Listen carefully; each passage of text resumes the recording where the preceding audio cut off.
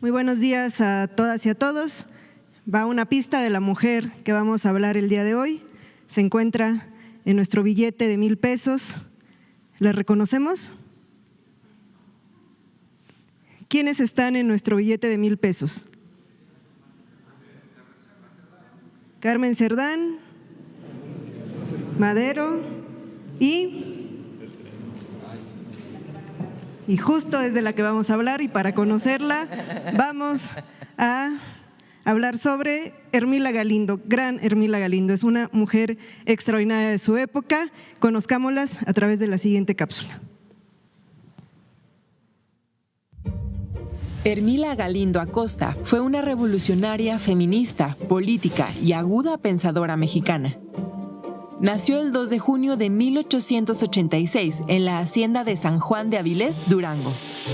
Hermila se formó en taquigrafía, mecanografía y telegrafía en la Escuela Industrial para Señoritas de Chihuahua. Huérfana de ambos padres, a los 16 años tuvo que empezar a trabajar dando clases.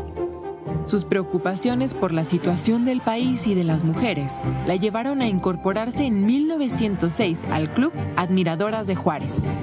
3 años después, asistió en Torreón a un acto donde el abogado Francisco Martínez Ortiz leyó un discurso en el que exaltaba la figura de Juárez y atacaba la dictadura de Porfirio Díaz. El alcalde de Torreón ordenó recoger el original para evitar su difusión, pero Hermila Galindo lo registró taquigráficamente y lo dio a conocer en Durango y en Coahuila. Comenzó así a hacer propaganda en grupos antirreeleccionistas. Hermila Galindo se mudó a la Ciudad de México en 1911, donde trabajó como profesora y como secretaria particular del general Eduardo Ay, un revolucionario cercano al entonces presidente Francisco Ignacio Madero. En 1913, Venustiano Carranza llamó a las armas para combatir al gobierno golpista de Victoriano Huerta. El ejército constitucionalista entró victorioso a la capital del país el 20 de agosto de 1914. Hermila, en representación del Club Abraham González, fue designada para dar la bienvenida a Carranza.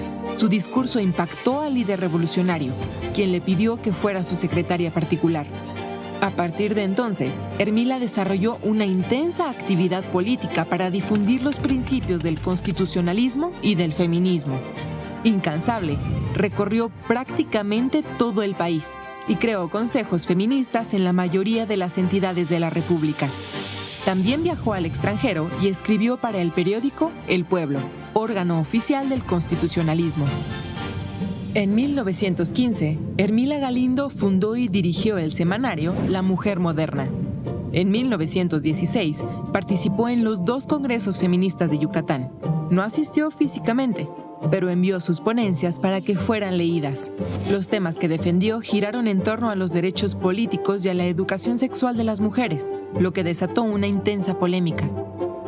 Hermila también pidió que se aprobara el voto de la mujer en el Congreso Constituyente de Querétaro, pero los diputados rechazaron la iniciativa. Aún así, Hermila decidió lanzarse como candidata a diputada por el Distrito V del entonces Distrito Federal, en las elecciones de marzo de 1917, argumentando que si bien la Constitución de 1917 no les daba a las mujeres el derecho explícito al voto, tampoco se los negaba, dado que el genérico masculino, ciudadanos, las incluía. No obtuvo la victoria, pero marcó un precedente en los cuestionamientos sobre el lenguaje y los derechos de las mujeres. El 21 de mayo de 1920, tras el asesinato de Venustiano Carranza, Hermila Galindo abandonó sus actividades políticas. A pesar de ello, siguió activa en el mundo de las ideas y el arte que le apasionaban. En 1940, recibió la Medalla al Mérito Revolucionario. Hermila Galindo falleció el 19 de agosto de 1954. Sin embargo, unos meses antes, vio realizado uno de sus más grandes anhelos. Las mujeres obtuvieron el derecho a votar en 1953. Para Hermila Galindo, la ciudadanía plena de las mujeres era un asunto de estricta justicia, convencida de que solo cuando las mujeres tuvieran acceso al voto, podrían organizarse para defender sus intereses, los intereses de sus hijos y los de la humanidad. Yo creo que vamos a escuchar de Hermila Galindo en muchas ocasiones porque en verdad fue una extraordinaria política, defensora, impulsó el derecho al voto, una final triste porque la reforma fue en 1953, ella fallece en 1954, al siguiente año, y las votaciones, las primeras veces en las que mujeres participan a nivel federal es en el 1955, es decir, ya no tuvo la oportunidad, estuvo muy cerca y si nos damos cuenta estuvo desde el inicio por la lucha del sufragio, 1916, desde que estaba el Congreso Constituyente, ella estaba afuera del teatro diciendo que se tenía que legislar en favor de las mujeres. Y bueno, es multifacética. Para cerrar, solo me gustaría, porque va a ser una mujer fundamental, que leamos su obra, que leamos todas las publicaciones como las que estuvo dirigiendo, pero en particular tiene una sobre la educación de las mujeres, que es con la que me gustaría cerrar. Generalmente se procura en la mujer el desarrollo de lo que se llama vida del corazón y del alma, mientras se descuida y omite el desarrollo de su razón.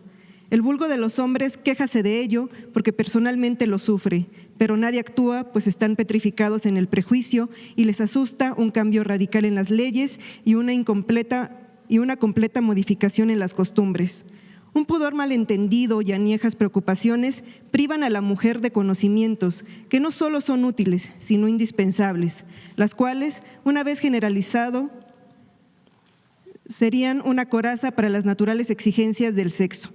Me refiero a la fisiología y a la anatomía, que deberían ser familiares en las escuelas y en los colegios de enseñanza secundaria y que se reservan únicamente a quienes toman a la medicina como profesión.